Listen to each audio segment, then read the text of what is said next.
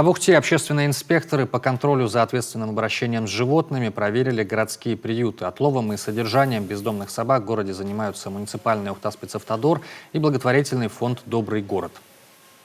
Мы, как инспектора, имеем полное право, абсолютный доступ в эти приюты, куда отлавливаются собаки, ведем фото-видеосъемку там на местах.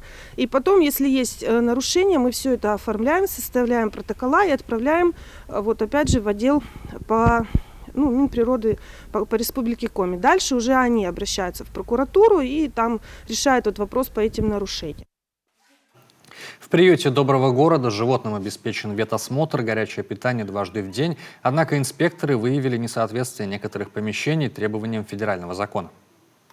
На месте мы можем уже и ставить уколы, и перевязывать. Также помещение теплое. Большое количество собак у нас нуждается именно в тепле. Там у кого-то проблемы с суставами.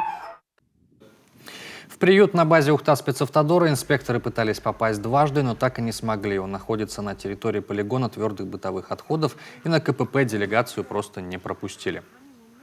Мне разница.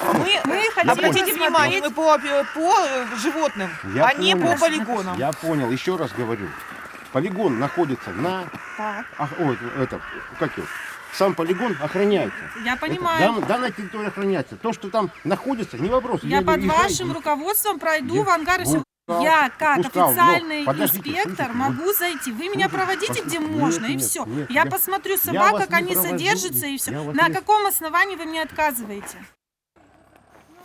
При этом инспекторам удалось забрать одну собаку, которой необходима ветеринарная помощь. Пес передан на попечение волонтеру. По словам инспекторов, недопуск их на территорию – это нарушение закона. Заявление в полицию уже направлено. Вскоре общественники пожалуются и в прокуратуру.